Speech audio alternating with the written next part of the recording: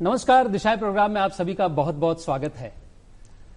आपको जानकर ये आश्चर्य होगा कि वर्ष 2022 में 109 मिलियन स्किल्ड मैन पावर की आवश्यकता होगी। लोग कहते हैं कि नौकरियां नहीं हैं, नौकरियां मिल नहीं रही हैं, तो ये जान लेना बहुत जरूरी है कि नई तरह की नौकरियां क्या हैं और वो क्षेत्र कौन सा है और उसमें प्रवेश की प्रक्रिया क्या होगी। दूरदर्शन आज के दिन आपके लिए लेकर आया है ITI स्टडीज और एम्प्लॉयबिलिटी। इस विषय के एक्सपर्ट हमारे साथ स्टूडियो में मौजूद हैं। हम स्वागत कर रहे हैं श्री शशिकांत शर्मा जी का। आप डिप्यूटी डायरेक्टर हैं department of skills employment entrepreneurship government of Rajasthan के, और साथ में है श्री नंदकिशोर सोनी जी, आप हैं principal Bhushan industrial training centre के। और हम आज स्वागत कर रहे हैं युवा भारत का। आप सभी का स्टूडियो में बहुत बहुत स्वागत है। हर विद्यार्थी ये चाहता है कि मैं 10वीं 12वीं के बाद पूर्ण शिक्षा लूं, पर उसका ये स्वप्न जरूरी नहीं है कि पूरा हो पाए। किसी भी वजह से पारिवारिक स्थिति ऐसी होती हैं या उसे कमाना जरूरी होता है। ऐसी स्थिति में ITI एक विकल्प उसके सामने निकल कर आता है। शशिकांत जी, आपसे जानना चाहेंगे कि ITI बेहतर विकल्प है, नहीं है, किस तरह से है, ITI में किस तरह की स्टडीज होती हैं, इसके बारे में विस्तार से जानकारी दें। जी हाँ, आज के परिप्रेक्ष्य में हम यदि रोजगार के अवसरों की दृष्टि से देखना चाहें तो निश्चित रूप से ITI एक बेहतर विकल्प है। मैं ये विकल्प बेहतर क्यों है इस पर थोड़ा प्रकाश डालना चाहूँगा। हमारे युवा सभी जानते हैं, हम भी बचपन में जब थे पढ़ते थे कि मनुष्य की आवश्यकताएं रोटी, कपड़ा और मकान यहाँ तक सीमित थी। रोटी, अनाज हम उगा लेते थे अपने जो भी पारंपरिक तरीके हैं उनका उपयोग करके। कपड़ा हाथ से बुन लेते थे, हथकरघों से बन जाता था। मकान एक सेट स्किल थी कि भाई मकान बना दिया और हम उसमें हमने जीवन यापन कर लिया। मुख्य स्रोत खेती होता था, हम लोग अपना जीवन यापन कर लेते थे। वर्तमान परिप्रेक्ष्य में यदि हम देखें तो ये आवश्यकताएं बदल गई हैं। ये सब जो मैंने बताया, रोटी, कपड़ा और मकान, ये तीनों जो आवश्यकता हैं ये पुरातन है। पुरातन तो है लेकिन सनातन है, मूलभूत है, बिल्कुल मूलभूत है, बेसिक। लेकिन अब आज के परिप्रेक्ष्य में देखें तो तकनीक बढ़ गई है, बहुत आगे तक हम जा चुके हैं। हर व्यक्ति की आवश्यकता, वाहन हमारी आवश्यकता है, हम आराम से पहुंच सकें। जब वाहन हमने बना लिए, तेज गति के वाहन बना लिए, तो हमारी आवश्यकता हुई कि नहीं वाहन की भी आवश्यकता ना हो, हम तुरंत पहुंचें, तुरंत वार्ता करें। तो कम्युनिकेशन आया, कम्युनिकेशन टेक्नोलॉजी आई। तो इस प्रकार से हमारी टेक्नोलॉजी बढ़ती गई, हमारी आवश्यकताओं के हिसाब से हमारे संसाधन बढ़ते गए। ऐसी स्थिति में इन सब का उत्पादन होने लगा, इनकी मेंटेनेंस की जरूरत पड़ी, तो तकनीक की आवश्यकता पड़ी। इस तकनीक के माध्यम से हम किस प्रकार से हमारे युवाओं को तैयार कर सकें और उनको हम प्रशिक्षण प्रदान कर सकें, इस सब को देखते हुए ये प्रशिक्षण कार्यक्रम चालू किए गए। देश आज़ाद हुआ उससे पहले पूर्व में जो तकनीक का इस्तेमाल होता था, जैसे मैंने बताया आपको, रोटी, कपड़ा और मकान तक सीमित थे। तो तकनीक का इस्तेमाल सेना में अस्त्र शस्त्र और आयुध निर्माण में ज़्यादा होता था। बिल्कुल। तो पहले जो हमारी तकनीक का दायरा सीमित था, हमारे जो युवा थे जो फौज में या हमारे जो युद्ध के लिए आवश्यक सामग्री होती थी वहां तक ही हम प्रशिक्षण देते थे।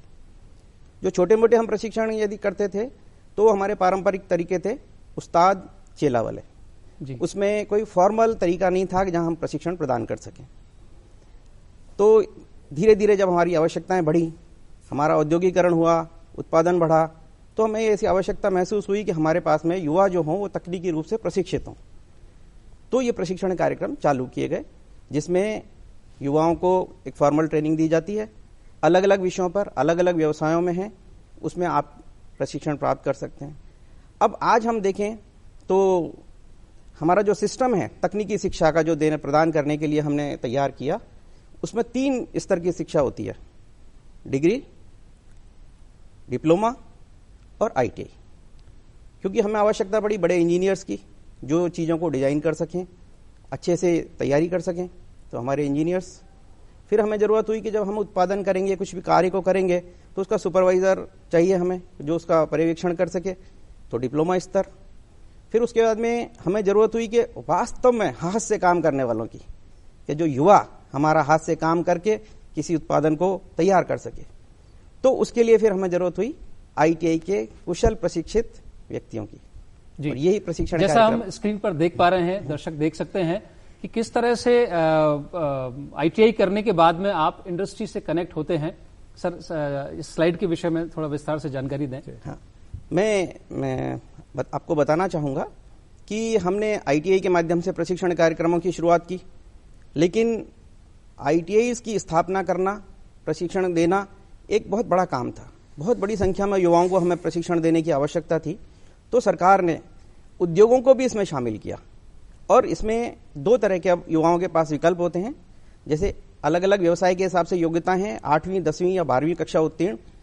तो एक तो उनके पास में यह है कि ITI में प्रशिक्षण प्राप्त करें, प्रशिक्षण प्राप्त करने के बाद किसी उद्योग में जाकर वो रोजगार प्राप्त कर सकता है।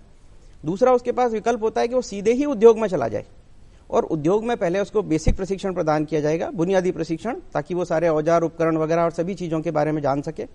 उसके बाद में उसको शॉप फ्लोर पर ट्रेनिंग दी जाती है, वास्तव में मशीनों पर काम करने की ट्रेनिंग दी जाती है, और उसके बाद फिर वो रोजगार प्राप्त कर सकता है। इसमें बीच में आप देख रहे होंगे कि हमने ये दिखा रखा है कि ITI करने के बाद भी युवा शॉप फ्लोर ट्रेनिंग के लिए जा सकता है। वो इंडस्ट्री में जाएगा, वहाँ शॉप फ्लोर पे काम करेगा, तो उसकी जो उसने योग्यता हासिल की है वो वास्तव में व्यावहारिक रूप से उद्योग में शॉप फ्लोर के ऊपर कैसे काम होता है वो सीख सकेगा, और बेहतर रूप से वो अपने कार्यों का निष्पादन कर सकेगा। जी दोस्तों, ये बात बिल्कुल मुखर तौर पर सामने आ रही है कि आने वाले समय की आवश्यकता है तकनीकी, और जो लोग भी अपने आप को समय के साथ रखना चाहते हैं वो टेक्नोलॉजी बेस्ड स्टडीज का समावेश अपने अंदर जरूर करें। चाहे डेवलपमेंट की बात हो, चाहे मेंटेनेंस की बात हो। भारत में अगर खासतौर से हम देखें तो सर्विस सेक्टर एक बड़े तौर पर निकल करके आ रहा है, तो इसमें आप अछूते नहीं रह पाएंगे। आप चाहे जो भी पढ़ें, लेकिन टेक्नोलॉजी का समावेश अपने अंदर होना जरूरी है, और शुरुआत ITI से होती है। खासतौर से ग्रामीण क्षेत्र की हम बात करें, उनके लिए नितांत जरूरी है। जो लोग आगे अच्छी पढ़ाई या पूरी अच्छी तो नहीं कहूंगा, पूर्ण शिक्षा का स्वप्न पूरा नहीं कर पाते हैं, उनके लिए ITI पुख्ता करियर बनाने का एक माध्यम साबित हो सकता है। और इस माध्यम की चर्चा को आगे बढ़ाते हैं। NK सोनी जी, आपसे पूछना चाहेंगे कि ITI में किस तरह से हम प्रवेश ले सकते हैं, क्या प्रक्रिया होती है स्टडीज के लिए? जैसा कि शशिकांत शर्मा साहब ने बताया कि किस प्रकार से ITI का उद्भव हुआ, क्यों हमको आवश्यकता हुई, हाथ का हुनर सीखने की क्यों हमको जरूरत पड़ी, और जैसा इन्होंने सेना से लेकर के आज जो औद्योगिक क्रांति अपने विश्व में, भारतवर्ष में आज इसका भी बहुत बड़ा रोल है जी। तो इसके लिए एक सिस्टमेटिक तरीके से, एक बहुत ही अच्छे तरीके से इस प्रकार से किस तरह से ऑर्गेनाइज किया गया, और उसके लिए हमारे भारत में जिस प्रकार से एक directorate general of employment training, जो कि स्किल मिनिस्ट्री के अंदर में आता है, और उसको हम बोलते हैं, पहले ये DGET नाम हुआ करता था, अभी इसका नाम हो गया directorate general of training. Employment को इसमें से अलग किया। उसकी एक संस्था है NCVT, और NCVT जो संस्था है वो पूरे भारतवर्ष में ITIs को मान्यता देती है, उसका कोर्स निर्धारित करती है, सिलेबस बनाती है, और नए परिवेश में आज चूंकि औद्योगिक क्रांति है, एक ग्लोबल कंपटीशन हमारे विश्व में उद्योगों के बीच में हो रहा है, और उद्योग का जो स्थान है, यानी उद्योगों का जो विकास है, उसमें ITIs का बहुत महत्वपूर्ण स्थान इसलिए है क्योंकि जो व्यक्ति हाथ से काम करेगा, जो अगर अच्छा काम करेगा तो उसके प्रोडक्ट की क्वालिटी अच्छी होगी। सर, ITI में एडमिशन की प्रक्रिया क्या है, उसके बारे में? एडमिशन की प्रक्रिया NCVT ने अलग अलग प्रांतों के अंदर, राजस्थान में क्या प्रक्रिया? राजस्थान में डायरेक्टरेट है, हर प्रांत में एक डायरेक्टरेट है। हमारा जो डायरेक्टरेट है यहाँ पर वो जोधपुर में है, और डायरेक्टरेट उसका जो है पूरा नाम है डायरेक्टरेट टेक्निकल एजुकेशन, जो जोधपुर में है, और वहां से हर वर्ष इसके लिए एक सूचना प्रकाशित होती है अखबारों में, मुख्य अखबारों के अंदर, समाचार पत्रों में, और उसके लिए आवेदन करने के लिए जो भी प्रक्रिया है उसमें अंतिम तिथि होती है आवेदन करने की। यूजुअली कब, किस महीने में इसके एडमिशन प्रोसेस शुरू होता है? ये जून से लेकर के और जुलाई में इसकी प्रक्रिया शुरू होती है, और अलग अलग वर्ष चूंकि निर्धारण अलग अलग होता है, तो उसमें लगभग 20 जुलाई के आसपास तक आवेदन या 25 जुलाई तक आवेदन मांगे जाते हैं। और उसके बाद में सभी जो स्टूडेंट्स जो आशार्थी हैं वो उनको डाउनलोड भी कर सकते हैं वेबसाइट से, जो अपना डीटी की जो फॉर्म होती है उसमें उसको डाउनलोड भी कर सकता है। और अलग अलग इंडिविजुअल आईटीआई संस्थान में जाकर के भी वो आवेदन पत्र प्राप्त कर सकता है और उसको भर करके और अपने इच्छित कॉलेज, अपने इंस्टीट्यूशन के अंदर जो आईटीआई है उसमें उसको जमा करा सकता है। इसके बाद में मेरिट के आधार पर जितने भी उसमें सीट्स उपलब्ध होती है, ये जो सीट्स की उपलब्धता है, ये सीट्स की उपलब्धता भी वेबसाइट के ऊपर हर संस्थान की राजस्थान के अंदर निर्धारित की होती है और वो व्यवसायवार होती है। हर व्यवसाय के अंदर हर संस्थान में जो उपलब्ध सीटें वो देखेगा और जो उसके नजदीकी या जो भी उसका इच्छित इंस्टीट्यूट है उसके अंदर उसको फॉर्म को जमा कराएगा और सभी संस्थान एक निर्धारित तिथि तक उसको मेरिट तैयार करेगा और मेरिट के बाद में और अपने अपने व्यवसाय में जो प्राथमिकता उसने व्यवसाय को दी है उसके अनुसार फिर उपलब्धता के आधार पर उसमें उसका जी। दोस्तों, आप लोग जैसा कि अभी मॉनिटर पर आपने देखा होगा, एक बड़ी संख्या में हमारे पास राजस्थान में सीटों की उपलब्धता है, इसका लाभ लें। अक्सर अभ्यर्थी ये सोचते हैं कि मैं कमजोर हूं पढ़ाई में या मुझे जानकारी का अभाव है, मैं अप्लाई ना करूं, शायद मेरा सिलेक्शन नहीं होगा। ऐसी बात नहीं है, बाहर निकल के आए। निश्चित तौर पर चूंकि सीटों की संख्या काफी ज्यादा है तो आपको सिलेक्शन में कोई दिक्कत का सामना नहीं करना पड़ेगा। चर्चा को आगे बढ़ाते हुए हम अपने युवा साथियों से कहेंगे कि अपना नाम और संक्षिप्त में सवाल तुरंत पूछें। सर, मेरा नाम कमलेश कुमावत है। मैं शर्मा जी सर से क्वेश्चन पूछना चाहूंगा कि आईटीआई में कौन कौन सी ट्रेड्स है और ये कितनी अवधि के लिए होती है? जी देखिए, आईटीआई में 1 वर्ष के और 2 वर्ष के प्रशिक्षण कार्यक्रम संचालित किए जाते हैं। पूरे भारतवर्ष में जितनी भी आईटीआई हैं उनमें भारत सरकार का जो national council for vocational training है उसने ट्रेड्स निर्धारित किए हुए हैं। मैं आपको बताना चाहूंगा कि 74 ट्रेड जो हैं वो इंजीनियरिंग व्यवसाय से संबंधित हैं और 47 नॉन इंजीनियरिंग से संबंधित हैं। इस प्रकार हम उन प्रशिक्षण कार्यक्रमों में से अपना व्यवसाय का चयन कर सकते हैं। ये तो पूरे भारतवर्ष की मैंने आपको संख्या बताई है। आप यदि जैसे राजस्थान के बारे में हम बात करें तो आपको अभी सोनी साहब ने बताया कि हमारे जो वेबसाइट है उस पर जाकर आप देख सकते हैं कि कौन कौन से संस्थान में कौन कौन से प्रशिक्षण कार्यक्रम उपलब्ध हैं। मैं इसमें बताना चाहूंगा आपको कि राजस्थान में हमारे पास में 30 तरह के इंजीनियरिंग व्यवसाय हैं और 29 तरह के नॉन इंजीनियरिंग व्यवसाय हैं जो अभी हम संचालित कर रहे हैं। इसके अलावा हमारे पास में 6 व्यवसाय ऐसे हैं जो एनसीवीटी में नहीं है, लेकिन हमने उसको हमारे स्टेट काउंसिल में प्रशिक्षण को अप्रूव कर रखा है और उनमें हम प्रशिक्षण प्रदान करते हैं। इनमें 1 ईयर और 2 ईयर के कोर्सेज हैं। आप वेबसाइट पर जाकर देख सकते हैं कि कौन सा 1 ईयर का है, कौन सा 2 ईयर का कोर्स है। जी दोस्तों, ये जरूरी बात सामने आ रही है कि आपको पहले स्रोत से सारी सूचनाएं, ऑथेंटिक इंफॉर्मेशन मिल जाएगी, तो दाएं बाएं देखने की जरूरत नहीं है। राजस्थान सरकार की जो वेबसाइट अभी हमने जो स्लाइड के माध्यम से आपको जिसकी जानकारी दी है उस पर आप सीधे सूचनाएं प्राप्त कर सकते हैं। अपने आसपास के इलाके में जो भी आईटीआई इंस्टीट्यूशंस हैं, कौन कौन से कोर्सेज आपको उपलब्ध हैं, कितने वर्ष का पाठ्यक्रम है, ये सारी सूचनाएं आपको वहां से उपलब्ध हो जाएगी। अगले सवाल की तरफ बढ़ते हैं। जी सर, मेरा नाम ज्योति शर्मा है। मेरा क्वेश्चन एनके सोनी सर से है। सर, महिलाओं के लिए कौन कौन से कोर्स उपलब्ध है आईटीआई में? जरूरी बात है कि विमेन अब पीछे नहीं, औरतें पीछे नहीं है, उनको भी शिक्षण और प्रशिक्षण की आवश्यकता है। ये बहुत ही महत्वपूर्ण इस परिप्रेक्ष्य में क्वेश्चन उन्होंने किया है और आज हम देख रहे हैं हर क्षेत्र के अंदर महिलाएं आगे हैं। जवाब दें कि कौन कौन से कोर्सेज महिलाओं के कोर्सेज इसमें, वैसे तो मैं ये नहीं कहूंगा कि कौन सा कोर्स, कौन सा ट्रेड महिलाएं नहीं कर सकती। जी जी, सभी तरह के कोर्स महिलाएं कर सकती हैं। और पहले हमारे एक जो पारंपरिक तौर पर जो कोर्सेज हुआ करता था, सिलाई बुनाई, फैशन टेक्नोलॉजी, इवेंट मैनेजमेंट, इसके अलावा हालांकि वो अभी भी ब्यूटिशियन कोर्सेज हैं, इसके अलावा एम्ब्रॉयडरी का कोर्स अभी भी है, पहले भी हुआ करता था, फूड प्रिजर्वेशन का कोर्स होता है। एवं इस प्रकार के कंप्यूटर कोर्स को पहले माना जाता है कि महिलाएं बड़े अच्छे तरीके से कर सकती है, पर आज ये जो बार है, ये इस प्रकार का जो बैरियर है वो खत्म हो गया है। और हम ये देख रहे हैं कि पिछले सालों में महिलाएं हर तरह के व्यवसाय के अंदर आगे होकर के कार्य कर रही हैं। एवं भारत सरकार का भी इस मामले में काफी एक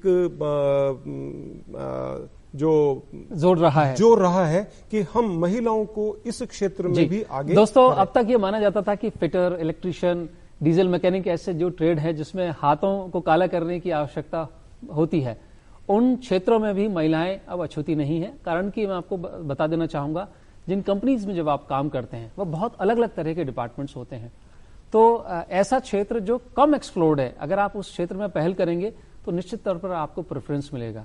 प्रेफरेंस की बात को आगे बढ़ाते हुए अगला सवाल। सर, मेरा नाम मुरलीधर राकावत है। मेरा सर से क्वेश्चन है कि हमें कॉलेज चयन करते समय कौन कौन सी सावधानियां रखनी चाहिए? हाँ। ये सबसे जरूरी बात है कि आप कहाँ पढ़ें, तो चूज कैसे किया जाए, सिलेक्शन बिल्कुल सही बात है। और कॉलेज चयन करने के पीछे जो कुछ मूलभूत जो चीजें हमको देखनी होती है, सबसे पहले हम जाकर के और जिस संस्थान में एडमिशन लेने के इच्छुक है वहां जाकर के विजिट करें, वहां पर उनका इंफ्रास्ट्रक्चर देखें कि जो भी मूलभूत सुविधाएं उस व्यवसाय के अनुसार वहां पर है या नहीं है, वहां पर जो फैकल्टीज या इंस्ट्रक्टर्स हैं वो योग्य है या नहीं है, पूर्ण है या नहीं है, और ये देखें कि वहां के परीक्षा परिणाम कैसे रहे हैं, और उनका जो सबसे महत्वपूर्ण देखना है कि वहां पर प्लेसमेंट सेल है या नहीं है, यानी कि रोजगार प्रकोष्ठ उन्होंने बनाया हुआ है या नहीं है, और अगर बनाया हुआ है तो पिछले सालों में जो पिछला उनका जो रहा है, तो रिकॉर्ड जो रहा है, तो वो प्लेसमेंट किस प्रकार के, कौन सी कंपनियां वहां पर प्लेसमेंट के लिए आती हैं और कितने चयन हर साल वो प्लेसमेंट के लिए अलग अलग व्यवसायों में देते हैं। इस प्रकार का अगर आप जाकर के देखेंगे तो आपको निश्चित रूप से एक इंस्टीट्यूट को या संस्थान को चयन करने में आसानी रहेगी। जी, स्वामी विवेकानंद ने कहा है, जो जागरूक रहेगा वही आत्मनिर्भर हो पाएगा। जागरूक हों, अपने संस्थानों, जो नजदीकी संस्थान जहां भी आपको संभावना लगती है प्रवेश मिल सकता है, लेना चाहते हैं, वहां जरूर जाकर के विजिट करें, फैकल्टी मेंबर्स से मिलें, लैब सेटअप को देखें, पुराने विद्यार्थी जो पढ़ रहे हैं या पढ़ चुके हैं उनसे मेल मुलाकात करें, और फिर निश्चित तौर पर आपको स्वतः ही निर्णय लेने में आसानी होगी। अपने लिए बेहतर चुनना ये इंसान का मूलभूत दायित्व भी है और अधिकार भी है। शशिकांत जी, आपसे जानना चाहेंगे कि किस तरह की पढ़ाई इसमें होती है, क्या फॉर्मल एग्जामिनेशंस भी होती हैं, सर्टिफिकेशन किस तरह से होते हैं, उनकी वैलिडिटी क्या रहती है? जी हाँ, देखिए, सबसे पहले तो मैं आपको बताना चाहूंगा, जैसे मैंने सबसे पहले आपको बताया था कि आईटीआई का जो प्रशिक्षण है वो उद्योगों के लिए कितना जरूरी है। तो जाहिर सी बात है कि उनको हाथ से काम करने का हुनर होना चाहिए। हाथ से काम करने के हुनर के लिए जरूरी है कि संस्थान में उनको अधिक से अधिक प्रायोगिक अभ्यास कराया जाए। तो जो हमारा प्रशिक्षण कार्यक्रम है उसको इसी प्रकार से डिजाइन किया गया है कि कुल जो उसके कार्य के घंटे हैं उनमें से 1/3 तो सैद्धांतिक विषयों की पढ़ाई कराई जाती है और 2/3 भाग उसका प्रायोगिक प्रशिक्षण पर खर्च किया जाता है, ताकि हमारे प्रशिक्षणार्थी अधिक से अधिक हाथ का हुनर सीख सकें। ये तो रहा हमारा प्रशिक्षण प्रदान करने का। इसके बाद आपने कितना सीखा, क्योंकि जो कुछ आप प्रायोगिक रूप से सीखेंगे, हैंड्स ऑन स्किल आप लेंगे, हाथ का हुनर आपके अंदर जो आएगा वही हुनर आपको आगे रोजगार के लिए ले जाएगा। कहीं भी जाएंगे आप, रोजगार से पहले आपसे पूछा जाएगा कि आपके अंदर क्या हुनर है, उसको चेक किया जाएगा। तो इसलिए हम जब किसी बच्चे को प्रशिक्षण देने के बाद किसी उद्योग में या कहीं काम करने के लिए जाए तो उसका हुनर को भी हम चेक करते हैं और उसका असेसमेंट होता है, उसका इवैल्यूएशन होता है बच्चे का। और इवैल्यूएशन में उसको सैद्धांतिक विषयों की परीक्षा भी देनी पड़ती है और प्रायोगिक परीक्षा भी उसको देनी पड़ती है जी। इसके बाद में यदि वो उसमें पास होता है, सफलता प्राप्त करता है, तो उसको भारत सरकार द्वारा नेशनल ट्रेड सर्टिफिकेट, राष्ट्रीय व्यावसायिक प्रमाण पत्र प्रदान किया जाता है, जो कि पूरे विश्व में रोजगार के लिए मान्य होता है। बहुत जरूरी बात और महत्वपूर्ण बात अभी सामने आई, शशिकांत जी ने बताया कि जो आपको सर्टिफिकेशन मिलेगा वो इंटरनेशनली वैलिड है। तो आप जो भी विद्यार्थी पढ़ रहे हैं, अपना मन, अपना आत्मसम्मान ऊंचा रखें। आप जो पढ़ रहे हैं उसकी वैलिडिटी इंटरनेशनल लेवल की है, तो आप छोटी चीज की पढ़ाई नहीं कर रहे हैं। और जो विद्यार्थी इसमें जुड़ना चाहते हैं वो भी ये मान के चले, कोर्स भले ये 1 साल का हो या 2 साल का हो आपको, लेकिन तुरंत जो जॉब मिलने की जो बात इसमें आईटीआई पढ़ने के बाद आती है, उसकी वजह यही है कि ये इंटरनेशनली एक वैलिड कोर्स है। और बहुत सारे साथी हम जानना चाहेंगे, विदेश भी जाना चाहेंगे, लेकिन फिलहाल एक अगले सवाल की तरफ। मेरा नाम प्रहलाद कुमार यादव है। मैं आपसे एक क्वेश्चन करना चाहता हूँ कि मैं आईटीआई करने के बाद में जो आगे की पढ़ाई करूंगा उससे मेरे को क्या बेनिफिट मिलेगा, उसके बारे में मुझे थोड़ी जानकारी दें। बहुत अच्छी बात कही प्रहलाद ने कि कुछ लोग लेट राइजर्स होते हैं। अगर बाद में किसी के मन में आ जाए कि मैंने आईटीआई कर ली है अब, लेकिन फिर भी आगे पढ़ना चाहता हूँ, उसका कोई लाभ उसे मिलेगा? बिल्कुल, इसमें जैसे सर ने बताया था कि इसमें 3 स्तर होते हैं इंजीनियरिंग कार्यों के, एक डिग्री, डिप्लोमा और आईटीआई। और इसमें अगर किसी ने आईटीआई कर लिया है तो अब इसके बाद में वो लेटरल एंट्री के थ्रू उसके अंदर उसको आईटीआई करने के बाद 1 वर्ष की छूट भी दी जाती है और सीधा उसके द्वितीय वर्ष में उसको डिप्लोमा इन इंजीनियरिंग में एडमिशन मिल सकता है। और यही नहीं, अगर डिप्लोमा करके फिर अगर उसको ऐसा लगता है कि मैं और आगे बढ़ूं तो उसमें डिग्री इन इंजीनियरिंग उसके व्यवसाय के अनुसार उसको डिप्लोमा करने के बाद में सीधा सेकेंड ईयर में एडमिशन मिलता है, वहां उसको छूट मिलती है। और इस प्रकार से आप देख रहे हैं कि आईटीआई करके आप उसको वर्टिकली अपनी क्वालिफिकेशन को राइज कर सकते हैं। और यही नहीं, इसके अलावा एक और चीज मैं आपको बताना चाहूंगा कि अभी सरकार ने, भारत सरकार, राजस्थान सरकार ने, दोनों ने ही एक प्रोविजन किया है कि अगर आप 10वीं करके 2 साल की, 2 वर्ष की अवधि की अगर आईटीआई कंप्लीट करते हैं किसी भी इंजीनियर, किसी भी व्यवसाय के अंदर, तो उसको केवल 12वीं कक्षा की बोर्ड की अंग्रेजी परीक्षा को पास करने के बाद और आईटीआई की भी परीक्षा को पास करने के बाद में उसको माध्यमिक शिक्षा बोर्ड राजस्थान या ओपन स्कूल से उसको 12वीं की समकक्षता मिल जाएगी। और ये सबसे बड़ा एक आधार हो गया कि इन्होंने एक मुख्य धारा में इसको जोड़ा। और मुख्य धारा में जोड़ने के बाद अगर आप 12वीं के इक्विवेलेंट हो गए, उसके समकक्ष अगर हो गए, तो उसके आधार की जितने भी प्रतियोगी परीक्षाएं या उसके आधार की आगे की जो भी दूसरी परीक्षा पढ़ाई के अंदर भी वो एडमिशन ले सकता है। इसमें मैं एक चीज और ऐड करना चाहूंगा जी। आपने जो बताया कि आपको जो 12th क्लास का जो समकक्षता प्रमाण पत्र मिलता है वो विज्ञान संकाय का मिलता है। बिल्कुल, सबसे इसमें बड़ी उपलब्धि यह है कि विज्ञान संकाय का मिलने से आप साइंस फैकल्टी में भी जा सकते हैं, आगे फर्दर स्टडीज में आप कॉमर्स में भी जा सकते हैं, आर्ट्स में भी जा सकते हैं। ये इसकी बहुत विशेषता है। दोस्तों, ये बहुत बहुत बहुत जरूरी चीज हमारे सामने आई है कि आपको इक्विवेलेंस का लाभ मिलेगा और साथ ही साथ एक टेक्निकल डिग्री आपके हाथ में भी आ जाएगी। अभी तक आप 11वीं 12वीं जो पढ़ते थे उसमें आपके पास कोई टेक्निकल डिग्री आपके पास में, टेक्निकल सर्टिफिकेशन आपके पास में नहीं होता था। तो आप यानी कि अब मुख्य धारा में पूरी तरह से जुड़े हुए हैं। तो जो लोग अभी तक जागे नहीं है उनसे अनुरोध है कि अब वो जाग जाएं। अगला सवाल सर, मेरा क्वेश्चन है, आईटीआई करने के बाद सरकारी निजी क्षेत्र में क्या क्या लाभ है? नौकरी अंततः जो है कि नौकरी ही करनी है। सर, आपसे जानना चाहेंगे। देखिए, हमारा जो कुछ लक्ष्य होता है वो यही होता है, हम रोजगार परक बने और हम अपना जीवन यापन करने के लिए हम आवश्यक जो धनराशि की आवश्यकता होती है वो कमा सकें। तो ऐसी स्थिति में सरकारी में भी और निजी क्षेत्र में भी, दोनों ही क्षेत्रों में रोजगार के भरपूर अवसर उपलब्ध हैं। देखिए, सरकारी में यदि हम बात करें तो जितने हमारे डिपार्टमेंट्स हैं, विभाग हैं जो इंजीनियरिंग से संबंधित हैं, सबसे पहले तो हम अपने ही विभाग की बात करें कि स्किल का डिपार्टमेंट है, तकनीकी शिक्षा का, यूनिवर्सिटीज़ हैं, उनमें आपको रोजगार के अवसर हैं। सार्वजनिक निर्माण विभाग जो भवनों का और सड़कों का निर्माण करता है, पीएचईडी जो जल सप्लाई करता है, सिंचाई विभाग, इंडियन रेलवे सबसे बड़ा महकमा, रोडवेज और ऐसे अनेक पीएसयूज हैं, पब्लिक सेक्टर अंडरटेकिंग्स, बड़े बड़े नाम जिसमें ओएनजीसी, इंडियन ऑयल कॉरपोरेशन, आप नाम सुनते हैं। इन सब में रोजगार के अवसर हैं क्योंकि आप तकनीकी रूप से प्रशिक्षित हैं और तकनीकी रूप से प्रशिक्षित हुनरमंद आदमी के लिए रोजगार की कोई कमी नहीं।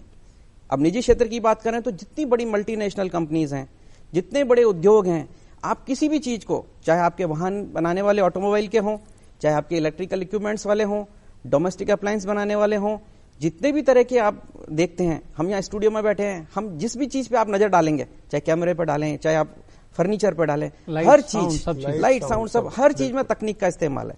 और आप तकनीक से अब अछूते नहीं रह पाएंगे, अछूते नहीं रह पाएंगे।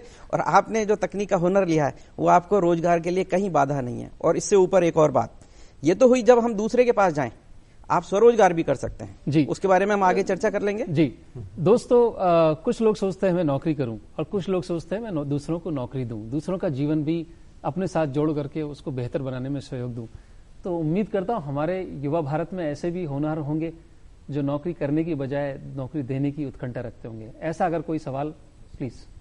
सर, मेरा नाम नीरज सिंह है। मेरा आपसे ये क्वेश्चन है कि मैं अपने गांव में खुद का व्यवसाय करना चाहता हूं ताकि जो भी बेरोजगार हैं उनको नौकरी मिल सके। तो मैं किस तरीके से कर सकता हूं? दोस्तों, मैं पूरे भारत से ये अनुरोध करूंगा कि नीरज जैसी सोच रखने वाले लोगों के लिए एक बार जोरदार तालियां हो जाए। स्वरोजगार और ग्रामीण रोजगार, ये सबसे बड़ी बर्निंग इशू है आज की तारीख में हमारी अर्थव्यवस्था को आगे बढ़ाने में, हमारे ग्रामीण क्षेत्र को आगे लाने के लिए। तो ऐसे में एनके सोनी जी आपसे अनुरोध करेंगे कि सेल्फ एम्प्लॉयमेंट और रूरल एम्प्लॉयमेंट दोनों के ऊपर प्रकाश डालें।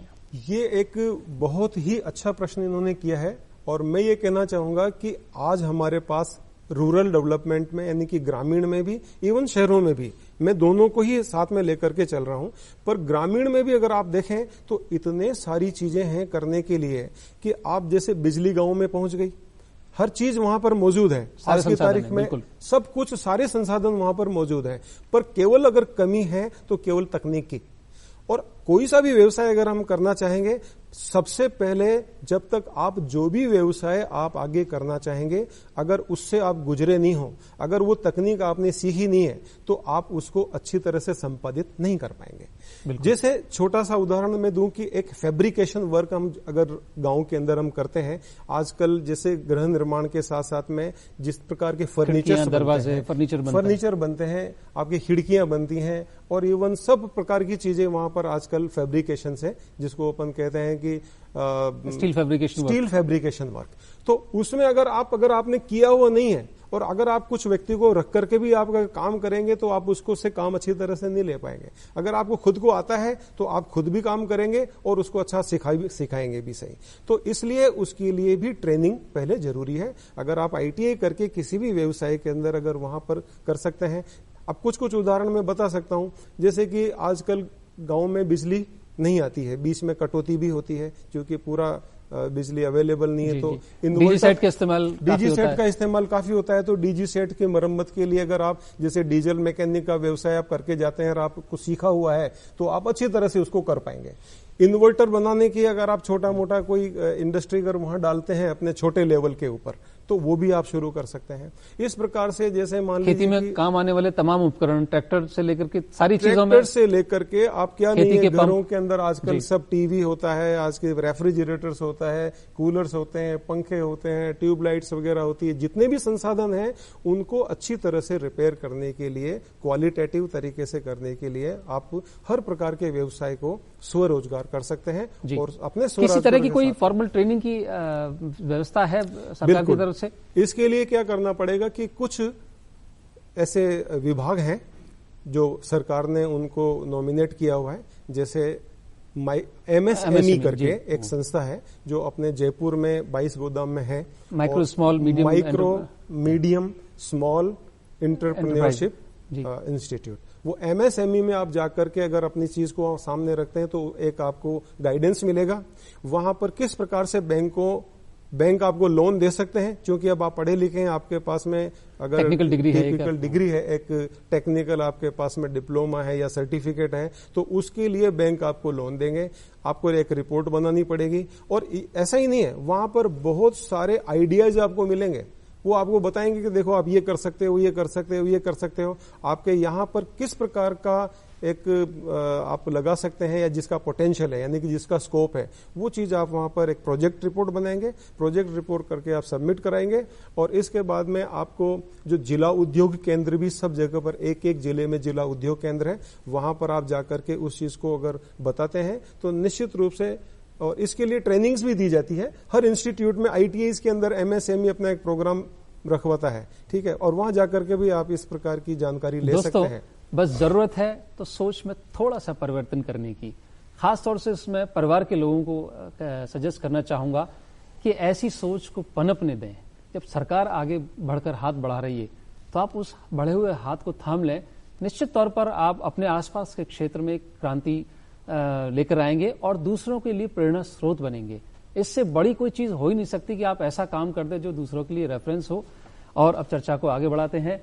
विदेश जाने की ख्वाहिश हमने जैसा भी कहा था सबके साथ होती है। हर आदमी सोचता है कि मैं उच्च शिक्षा प्राप्त करूं फिर विदेश जाऊं।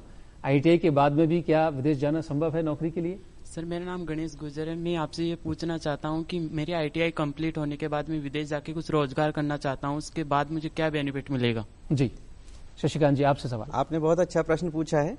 हमारे माननीय प्रधानमंत्री महोदय नरेंद्र मोदी जी हमेशा उनका सपना है और हमेशा वो यही संदेश देते हैं कि हमारे युवा क्योंकि हमारे पास में युवाओं का देश है, युवाओं की जनसंख्या बहुत अधिक है, विश्व में सबसे बड़ी कैपिटल सबसे बड़ी हमारे पास है। विश्व का सबसे युवा देश है। और यदि हमारे युवा हुनरमंद हों तो हम हमारे देश को एक हब बना सकते हैं, skilled man power hub, skilled man power का हब बना सकते हैं। और हम पूरे दुनिया के तमाम देशों को हमारे जो युवा हैं, स्किल्ड युवा, उनको हम सप्लाई कर सकते हैं। वो हमारे युवा रोजगार परक बनेंगे, अपना जीवन यापन कर सकेंगे, अच्छा अर्निंग कर पाएंगे। तो इसके लिए आपने बहुत अच्छा प्रश्न उठाया कि सब विदेश जाने की इच्छा है और वहां रोजगार करना चाहता हूं। आप अच्छा सा प्रशिक्षण प्राप्त करें। इसके बाद, क्योंकि मैंने आपको पहले भी बताया है कि जो आपको प्रमाण पत्र मिलता है, राष्ट्रीय व्यावसायिक प्रमाण पत्र, इंटरनेशनली वैलिड, वो विश्व स्तर पर मान्य है। जब आप जाते हैं तो आपको वीजा लेने में, रोजगार के लिए जो आपको वीजा लेना पड़ता है किसी भी दूसरे देश में जाने के लिए, वो आपका सर्टिफिकेट वैलिड होता है। तो आपको एक तो सबसे प्राथमिक जो आवश्यकता है कि जाने के लिए आप बिल्कुल तैयार हैं कि आपको कोई रोक टोक नहीं होगी। फिर उसके बाद आप कैसे जाएं, किन्हीं दलालों के चक्कर में या और किसी गलत आदमी के चक्कर में ना फंस जाएं, इसके लिए भारत सरकार का जो विदेश मंत्रालय है उसकी वेबसाइट आप देख सकते हैं। उसके ऊपर ये सारे प्रावधान दिए गए हैं, उसमें उनमें देख के आप अपना आवेदन कर सकते हैं और उसके माध्यम से आप अपना सहयोग प्राप्त कर सकते हैं, सहायता लेकर। तब आप आवेदन करें। और रोजगार के तो भरपूर अवसर हैं, इसलिए आपको इसमें सोचने की जरूरत नहीं कि आप विदेश जा पाएंगे या नहीं जा पाएंगे, निश्चित रूप से जा पाएंगे। जी, मुझे इसी कड़ी में मैं कुछ आपको बताना चाहूंगा कि अभी अगर आपने अखबार में पिछले कुछ एक महीने पहले अगर आपने पढ़ा हो तो एक धारणा, एक इस प्रकार की उनकी क्रियान्विति चल रही है कि हम यहां पर फॉरेन एम्प्लॉयमेंट एक्सचेंज एक तैयार किया जा रहा है। बहुत जल्दी ही उसकी जो नीतियां और कर आपके सामने आने वाला है, क्रियान्विति सामने होगी। और जब ये इस प्रकार का एम्प्लॉयमेंट एक्सचेंज जब सरकार जब बना देगी, उसके बाद में आप अपना आवेदन वहां पर कर सकते हैं। किस प्रकार का व्यवसाय में आपने ट्रेनिंग ली है, उस प्रकार के आवश्यक किस किस कंट्री में उस प्रकार के जॉब की आवश्यकता होगी, तो उसको आपके पास में यहाँ पर लेटर आएगा या आपको सूचना आएगी और आपका वहां पर जो प्लेसमेंट किया जाएगा। जी दोस्तों, आईटी में हम ऑलरेडी सुपर पावर हैं, ये बात सामने आ चुकी है। जितनी भी विश्व में बड़ी से बड़ी कंपनीज हैं उसमें more than 50% technical man power, खासतौर से कंप्यूटर इंजीनियरिंग की हम बात करें, वो इंडियन है। भारतवर्ष के डॉक्टर्स जहां भी जाते हैं, यूएस में हो चाहे यूके में हो, उनके लिए खुली एक्सेप्टेंस है, वो पूरे तौर पर स्वीकारे जाते हैं। तो माननीय प्रधानमंत्री जी का स्वप्न कि नया भारत पूरे विश्व के लिए स्किल्ड मैन पावर को की सप्लाई को पूरा कर सके, उम्मीद करते हैं इसमें हम लोग अपना पहल पूरी रखेंगे और इस सपने को पूरा करेंगे। अगले सवाल की तरफ बढ़ते हैं। सर, मेरा नाम ज्योति है। मेरा क्वेश्चन एन के सर से है कि आईटीआई करने के बाद आईटीआई के अंदर महिलाओं के लिए क्या स्कॉलरशिप है? जी, स्कॉलरशिप्स की आवश्यकता रहती है और सरकार की बहुत सारी योजनाएं हैं। हाँ, उसके बाद महिलाओं के लिए जो विशेष जो किस प्रकार का एक जो सुविधाएं दी जा रही हैं स्कॉलरशिप्स के बारे में, तो महिलाओं को तो स्कॉलरशिप अलग अलग सभी संस्थान भी आजकल महिलाओं को स्कॉलरशिप दे रहे हैं क्योंकि इसको बढ़ावा देने के लिए। और इसके अलावा समाज कल्याण विभाग जो अपना राजस्थान सरकार एवं भारत सरकार के भी कई विभाग हैं। राजस्थान सरकार में जो समाज कल्याण विभाग, जिसको सामाजिक न्याय एवं अधिकारिता विभाग अब कहने लगे हैं, तो वो सभी प्रकार की जो इस प्रकार के वर्ग हैं, जो पिछड़े वर्ग हैं, जो कि आर्थिक रूप से पिछड़े वर्ग हैं, उसमें एसटी, एससी, एसबीसी और जो कुछ बिल्कुल जैसे किसी के घर में पिताजी बीपीएल कैटेगरी में भी देते हैं। और एक और चीज जो भी नहीं की है कि जिसके अगर घर में पिताजी के अगर फादर की डेथ, जो कमाने वाला व्यक्ति की अगर डेथ हो जाती है, तो उस केस में उसके जो वार्ड्स हैं, जो वो पढ़ाई कर रहे हैं आईटीआई की पढ़ाई के लिए भी और की भी पढ़ाई के लिए भी, पर आईटीआई की पढ़ाई के लिए इस प्रकार की सारी जो स्कॉलरशिप्स हैं उनका प्रावधान है। जी, और इंडियन ऑयल और एलआईसी और दूसरी ऐसी बहुत सारी संस्थाएं हैं जो स्कॉलरशिप की जानकारी देती है। दोस्तों, अभी जानकारी के अभाव में आपके जीवन में कोई कमी ना आ जाए, उसके लिए डिजिटल इंडिया एक अच्छी स्कीम है। आपके हाथ में मोबाइल है, इंटरनेट की सुविधा का इस्तेमाल लें, गूगल पर सिर्फ टाइप करें स्कॉलरशिप्स, आप स्कॉलरशिप्स आईटीआई, आपको बेशुमार जानकारी आपको उसमें मिल जाएगी। और ऑलमोस्ट सभी जगहों पर फ्री एप्लीकेशंस होती हैं, आप मुफ्त में अप्लाई कर सकते हैं। प्रक्रिया को पूरा समझें, जो ड्यू डॉक्यूमेंट्स जरूरी हैं उनको जब तक आप अपलोड नहीं करेंगे आपको प्रक्रिया पूरी नहीं होती है। तो डिजिटल इंडिया का लाभ लें और स्कॉलरशिप्स का लाभ लें, उनसे जुड़ें। अगला सवाल। सर, मेरा नाम अजेंद्र सिंह है। मेरा क्वेश्चन मिस्टर शर्मा जी से है कि स्किल इंडिया में ITI का क्या स्थान है, महत्व क्या है? जी हाँ, देखिए माननीय प्रधानमंत्री जी का सारा ध्यान हमारे युवाओं को स्किल करने पर है। निश्चित रूप से तो योजनाएं भी होंगी, बहुत बड़ी योजनाएं हैं हमारे पास में। जो ITI है वो भी स्किल इंडिया का एक पार्ट है। ये पहले से हमारा चला आ रहा है। एक अप्रेंटिसशिप ट्रेनिंग होती है शिक्षुता अधिनियम 1961 के तहत। मैंने जो अभी आपको शुरू में दिखाया स्लाइड में कि उसमें आप उद्योगों के माध्यम से प्रशिक्षण प्राप्त कर सकते हैं, वो भी स्किल इंडिया का पार्ट है। इसके अलावा क्योंकि हमारा जो सोच है, जो हमारा दृष्टिकोण है, उसमें हमें 2020 तक 50 मिलियन पीपल को ट्रेन करना है। हमारे जो युवा हैं, इतनी मतलब आवश्यकता का आकलन हो चुका है कि हमें अधिकतम प्रशिक्षण देना है। तो वो केवल ITI संस्थानों के माध्यम से नहीं हो सकता। उसके लिए ये स्किल इंडिया के तहत नेशनल स्किल डेवलपमेंट कॉर्पोरेशन बना है। उसमें अलग अलग सेक्टर्स में सेक्टर स्किल काउंसिल बनी है। उसमें बड़े बड़े ट्रेनिंग पार्टनर्स का चयन किया गया है। वो देश के विभिन्न प्रांतों में जाके, अलग अलग छोटी जगहों में जाके छोटे छोटे ट्रेनिंग पार्टनर्स को एस्टेब्लिश कर रहे हैं और वहां प्रशिक्षण दिया जा रहा है। उसमें लघु अवधि के प्रशिक्षण कार्यक्रम दिए जा रहे हैं ताकि कम से कम समय में अधिक से अधिक युवा रोजगार प्राप्त करने के योग्य बन सकें। और आप इसको और ज्यादा जानकारी चाहें तो जो हमारी वेबसाइट है भारत सरकार की, आप तो जैसे अभी पुनीत जी ने बताया कि आपके पास टेक्नोलॉजी है, मोबाइल है, इंटरनेट है, गूगल पर जाएं, उसमें टाइप करें। आप जो भी जानना चाहते हैं टाइप करें। आप उसमें जैसे ही आप टाइप करेंगे स्किल इंडिया का, तो आप सारा उसमें डिटेल देख सकते हैं। आप अपने देख सकते हैं कि मेरे नजदीक में कौन कौन से सेंटर्स हैं जहां किस किस तरह के प्रशिक्षण की व्यवस्था है। आप वहां जाके युवा अपना प्रशिक्षण प्राप्त कर सकते हैं और अपने आप को स्किल बनाकर और देश की सेवा कर सकते हैं और अपना जीवन यापन के लिए। दोस्तों, कहते हैं कि सफलता के लिए जिम्मेदार होती हैं आपकी आदतें, जैसे रोज नहाना, खाना, सोना, खेलना, कूदना, मित्रों से मिलना आपकी ये रोजमर्रा की जिंदगी का हिस्सा है। तो वैसे ही एक आदत अगर आप बना लें, रोजाना भारत सरकार की संबंधित वेबसाइट्स को ब्राउज करना। टेक्नोलॉजी का जमाना है, इंफॉर्मेशन जिसके पास होगी वही विजयी होगा। तो मोबाइल का इस्तेमाल करें अपने जीवन को बेहतर बनाने के लिए। फेसबुक और व्हाट्सएप जो दूसरी चीजें हैं, जो एंटरटेनमेंट की चीजें हैं, वो ठीक है, उसका प्रतिशत आप ज्यादा रखते हैं, उसका कम करें, लेकिन जो आपकी जिंदगी को अच्छा बनाएगा उस काम को जरूर करें। अगला सवाल। सर, मेरा नाम गिरधारी कासोटिया है और मैं शर्मा जी सर से एक क्वेश्चन पूछना चाहता हूं कि ITI करने के बाद अप्रेंटिसशिप के लिए क्या प्रक्रिया होती है? बहुत जरूरी प्रक्रिया है अप्रेंटिसशिप। बिल्कुल, आपने बहुत अच्छा प्रश्न पूछा है। ITI में हम प्रशिक्षण प्रदान करते हैं। बच्चे सैद्धांतिक भी पढ़ते हैं, प्रायोगिक भी पढ़ते हैं, लेकिन वास्तव में शॉप फ्लोर पर जाने के बाद उद्योग के अंदर किस प्रकार का काम होता है, किस प्रकार से वहां का वातावरण होता है, किस प्रकार की मशीन्स होती हैं और हमें कैसा आचरण करना पड़ता है, इन सब की हमें वहां पूरी जानकारी नहीं हो पाती। यदि हम अप्रेंटिसशिप करते हैं तो हमें वो व्यावहारिक अनुभव उद्योग में जाकर मिलता है। आपको यदि अप्रेंटिसशिप करना है तो अप्रेंटिसशिप एक्ट 1961 के तहत जो हमारे तो हमारे जो मैं आपको बता दूं, जहां भी 40 से अधिक यदि कर्मचारी काम करते हैं, वो सभी प्रकार के प्रतिष्ठान इसमें कवर होते हैं। आप वहां जाकर आप हमारे राजस्थान सरकार के कार्यालय में भी आ सकते हैं और वहां जाकर भी आप देख सकते हैं कि कहां उपलब्ध है। ITI करने के बाद आप वहां जाकर प्रशिक्षण किसी तरह का कोई स्टाइपेंड पेड होता है इसमें? हाँ, बिल्कुल, वो भारत सरकार की तरफ से इसमें जो भी प्रशिक्षणार्थी वहां उद्योग में प्रशिक्षण प्राप्त करता है उसको स्टाइपेंड प्रदान किया जाता है। स्टाइपेंड की दरें भारत सरकार द्वारा पूर्व निर्धारित हैं और अलग अलग साल के लिए अलग अलग है।